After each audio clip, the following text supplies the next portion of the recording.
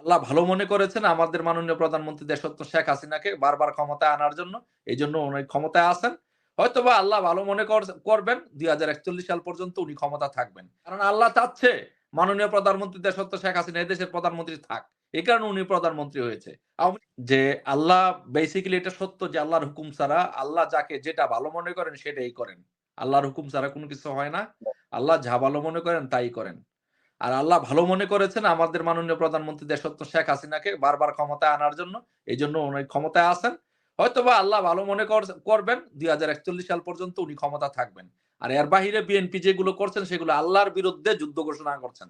কারণ আল্লাহ চাচ্ছে মাননীয় প্রধানমন্ত্রী দেশরত্ন শেখ হাসিনা এদেশের প্রধানমন্ত্রী থাক। এই কারণে উনি প্রধানমন্ত্রী হয়েছে। আওয়ামী লীগ সরকার থাক। এই কারণে আওয়ামী লীগ সরকার আছে। কিন্তু উনারা আল্লাহর বিরুদ্ধে যুদ্ধ করেছে, উনারা আল্লাহর বিরুদ্ধে অবস্থান নিয়েছে। উনারা ধর্মের বিরুদ্ধে অবস্থান নিয়েছে। এই কারণে উনাদের আমি পানিশমেন্ট চাই এবং ধর্মীয়ভাবে উনাদের আমি শাস্তি চাই।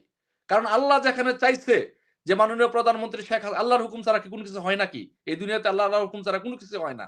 আল্লাহ চেয়েছেন মাননীয় প্রধানমন্ত্রী শেখ হাসিনা প্রধানমন্ত্রী হয়েছেন।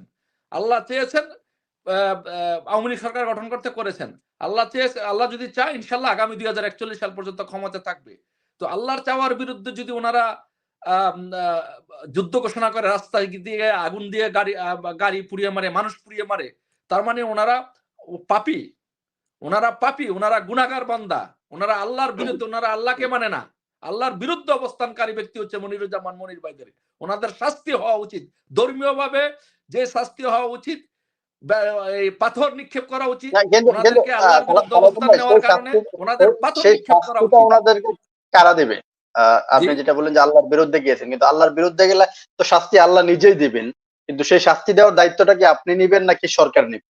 না, ইসলামিক যে ফাউন্ডেশন আছে আল্লাহর বিরুদ্ধে বাংলাদেশ মনির ভাইদের মতো যারা লোক আছে, দর্শকের মতো যারা লোক আছে, ওদেরকে যারা এগুলো করে ওদেরকে নিয়ে পাথর নিক্ষেপ করে ওদেরকে শাস্তি দেওয়া উচিত। কেন আল্লাহর বিরুদ্ধে ওরা না, অবস্থান পাথর নেবে? নিক্ষেপ তো করা হয় যখন ধর্মীয় কোনো বিধিনিষেধ মানা হয় না, বা যেই ভয়াবহ গুনার কাজ করে, তখন পাথর নিক্ষেপ করা হয়। একজন সরকারকে মানলো, তার জন্য আপনি তাকে পাথর নিক্ষেপ করতে না, পারেন না, না। ধর্ম আল্লাহর তো আপনাকে বিরোধিতা, এই অনুমতি ওনারা তো দেয় না ধর্মের যে বিরোধিতা আপনাকে করছে। তিনি প্রধানমন্ত্রী মানছেন না, না, সেই না, জন্য আপনি তাকে পাথর নিক্ষেপ শোনেন, করবেন। ওনারা ধর্মের বিরোধিতা করছে, ওনারা ধর্ম বিরোধী, ওনারা ইসলাম বিরোধী, ওনারা ইসলাম বিদ্বেষী, ওনারা ধর্মকে মানে না, ওনারা কিভাবে আল্লাহকে ধর্ম মানে না, বিরোধিতা ওনারা করবেন? আল্লাহর বিরোধিতা করে। ওনারা হুম, নাস্তিক, ওনারা হচ্ছে আল্লাহকে মানে না। আল্লাহকে যারা বিশ্বাস না করে তারা হচ্ছে হুম। আ আ তারা হচ্ছে নাস্তিক। এই উনারা এই নাস্তিক। জন্যই ওই গল্পটা বলেছিলাম যে যে বিয়ে হয় না, পরে বিয়ে উনাদের হয়েছে, বিচার যা হওয়া খায় উচিত। ভাইতে খাইছে, আবার খালি আবার বয়সটা মন রাইখে বিয়ে করছে আরেক জায়গায়। এইগুলোই ওনারা বলবে। আর হ্যাঁ, স্পষ্ট কোরআন হাদিস সম্পর্কে জানেন। কোরআন হাদিসে কি বলেছে? বলেছে যে তাহলে তো সবাই ভেস্তে যাইতো।